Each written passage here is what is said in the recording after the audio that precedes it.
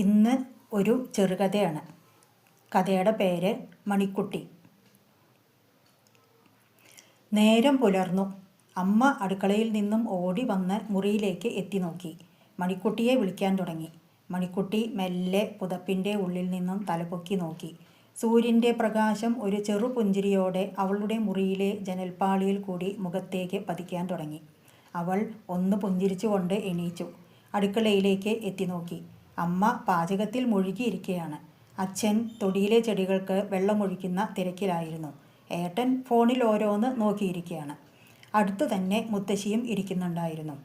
മുത്തശ്ശി ഒരു ചെറു പുഞ്ചിരിയോടെ മണിക്കുട്ടിയെ നോക്കി.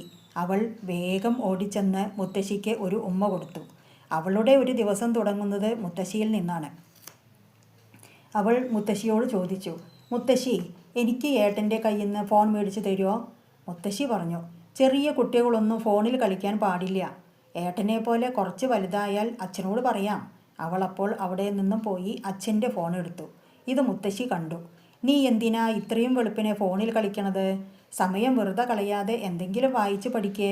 മണിക്കുട്ടി പറഞ്ഞു, നേരം പുലർന്നിട്ടല്ലേ ഉള്ളൂ മുത്തശ്ശി, ഇനിയും എത്രയോ സമയമുണ്ട്. ഇല്ല മോളെ, സമയം വിലപിടിപ്പുള്ളതാണ്, അതാരെയും കാത്തു നിൽക്കില്ല. ഇപ്പോൾ എൻ്റെ കാര്യം തന്നെ നോക്ക്. എനിക്കിപ്പോൾ നിന്നെ പോലെ സ്കൂളിൽ പോകാൻ പറ്റുമോ? നിൻ്റെ ഈ കുട്ടിക്കാലം എത്ര സുഖമുള്ളതാണ് അറിയോ? ഇതൊന്നും ഇനി മുത്തശ്ശിക്കോ അമ്മയ്ക്കോ അച്ഛനോ ഒന്നും തിരിച്ചു കിട്ടില്ല. അതുകൊണ്ട് ചെറുപ്പകാലം നമ്മൾ എല്ലാം മറന്ന് ആസ്വദിച്ച് ജീവിക്കണം. അപ്പോൾ മണിക്കുട്ടി ചോദിച്ചു, മുത്തശ്ശിയുടെ ചെറുപ്പകാലം ഒന്ന് പറഞ്ഞു തരുമോ? അപ്പോൾ മുത്തശ്ശിക്ക് മുഖത്ത് ഒരു നാണം വന്നു. മുത്തശ്ശി ഒന്ന് പറയേ, അവൾ വാശി പിടിച്ചു. മുത്തശ്ശി എണീച്ച് ഉമ്മറത്തെ ചാരുകസേരയിൽ വന്നിരുന്നു. അവൾ മുത്തശ്ശിയുടെ മുഖത്തേക്ക് നോക്കിയിരുന്നു. മണിക്കുട്ടി, എൻ്റെ കുട്ടിക്കാലം ഇപ്പോഴത്തെ പോലെ ഒന്നും അല്ല. ഞാൻ പഠിച്ചിരുന്ന സ്കൂളിലേക്ക് കുറേ ദൂരം നടക്കണം. 3-4 കൂട്ടുകാരികളും കൂടെ ഉണ്ടാവും. ഞങ്ങൾ എല്ലാവരും കൂടി സ്കൂളിലേക്ക് എത്താൻ പുസ്തകസഞ്ചി കയ്യിൽ പിടിച്ച് നടക്കും. പോകുന്ന വഴിക്ക് തമാശ പറഞ്ഞും കളിച്ചും ചിരിച്ചും മാങ്ങാക്കാലാവുമ്പോൾ കണ്ണിമാങ്ങ പെറുക്കിയും പിന്നെ പുളിങ്ങ പെറുക്കിയും ഒക്കെ ചെയ്യും. പിന്നെ മയിൽപ്പീലി കിട്ടിയാൽ അത് പുസ്തകത്തിൻ്റെ ഉള്ളിൽ വെച്ച് അത് ദിവസവും മറച്ചു നോക്കും. ചില ദിവസങ്ങളിൽ സ്കൂളിൽ നിന്ന് പഠിക്കാൻ ഞാൻ പുറത്ത് നിർത്തും. ആ ദിവസം വീട്ടിൽ വരാൻ പേടിയാണ്. ആരെങ്കിലും അച്ഛനോട് പറയുമോയെന്ന് പേടിച്ചാണ് അന്ന് വരിക. പിന്നെ സ്കൂളിലേക്ക് എന്തിനാ പോണെന്ന് വെച്ചാൽ വൈകുന്നേരം ഉപ്പുമാവ് കിട്ടും. അത് മേടിക്കാൻ ദിവസവും പോകും. ഇപ്പോഴത്തെ പോലെ ധാരാളം ഭക്ഷണമൊന്നും അന്നില്ല. പിന്നെ കൂട്ടുകാരൊത്ത് പലതരം കളികളൊക്കെ കളിക്കും. ഒളിച്ച് കളി, ഓടിക്കളി, തൊട്ടുകളി, പേര് ചൊല്ലിക്കളി, അങ്ങനെ ഓരോരോ കളികൾ. ചില ദിവസങ്ങളിൽ സ്കൂളിലേക്ക് പോകാൻ മടി കാണിക്കും. എന്താച്ചാൽ അന്ന് എന്തെങ്കിലും പഠിക്കാൻ പറഞ്ഞിട്ടുണ്ടാവും, അതിൻ്റെ പേടിയുണ്ടാവും. അപ്പോൾ അമ്മയോട് എന്തെങ്കിലും നുണ പറയും. പക്ഷെ നീ നുണയൊന്നും പറയരുത് കേട്ടോ. നീ നല്ലവണ്ണം പഠിക്കണം, ക്ലാസ്സിൽ ഒന്നാമനാവണം. അപ്പോൾ ടീച്ചർമാർക്ക് നിന്നെ വലിയ ഇഷ്ടമാവും. ഇതെല്ലാം കേട്ട് മണിക്കുട്ടി ചിരിച്ചുകൊണ്ടേയിരുന്നു.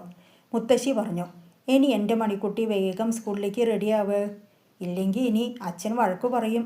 അവൾ അവിടെ നിന്ന് ഓടി അമ്മയുടെ അടുത്ത് ചെന്ന് മുത്തശ്ശിയുടെ ബാല്യകാലത്തെക്കുറിച്ച് പറഞ്ഞ് ചിരിച്ചുകൊണ്ടേയിരുന്നു. അവൾ അമ്മയോട് ചോദിച്ചു, അമ്മേ, എനിക്ക് എന്നാ ഇങ്ങനെ ഒരു ദിവസം ഉണ്ടാവുക? അമ്മയ്ക്ക് ചിരി വന്നു. അമ്മ പറഞ്ഞു, മോളെ, ഇത് പുതിയ കാലമാണ്. പുതിയ സൗകര്യത്തിലാണ് നീയും ഏട്ടനും എല്ലാം ജീവിക്കുന്നത്. അതുകൊണ്ട് ഞങ്ങളുടെ പഴയ കാലം അത് ഞങ്ങളെപ്പോലെയുള്ള പഴയ ആൾക്കാർക്ക് മാത്രമേ അറിയൂ. അതുകൊണ്ട് നിങ്ങൾ ഈ ബാല്യകാലം സന്തോഷമായി കളിച്ച് രസിച്ചിരിക്കണം. ഓരോ ദിവസവും കഴിഞ്ഞാൽ അത് തിരിച്ചു കിട്ടില്ല. ഇന്നത്തെ ദിവസം ഇന്നത്തേക്ക് മാത്രമാണ്. ഇനി വേഗം പോയി സ്കൂളിലേക്ക് റെഡിയാവൂ. അച്ഛൻ സ്കൂളിലേക്ക് കൊണ്ടുചെന്നാക്കും. അവൾ വേഗം പോയി റെഡിയായി. സ്കൂളിലെത്തി അവളുടെ കൂട്ടുകാരിയോട് മുത്തശ്ശിയുടെ ബാല്യകാലത്തെക്കുറിച്ച് പറഞ്ഞ് അവർ പരസ്പരം ചിരിച്ചു. അവരും ഓടിക്കളിക്കാനും കഥകൾ പറയാനും ഒക്കെ തുടങ്ങി. മണിക്കുട്ടിക്ക് സന്തോഷമായി. അങ്ങനെ അവളും കുട്ടിക്കാലത്തെക്കുറിച്ച് ഓർത്ത് സന്തോഷത്തിലായി. ഒഴിവു സമയങ്ങളിലെല്ലാം മുത്തശ്ശിയുമായി കൂട്ടുകൂടി കഥകൾ പറഞ്ഞും കളിച്ചും ചിരിച്ചും സുഖമായി ഇരുന്നു. അങ്ങനെ അവൾ എല്ലാവരുടെയും മണിക്കുട്ടിയായി തീർന്നു.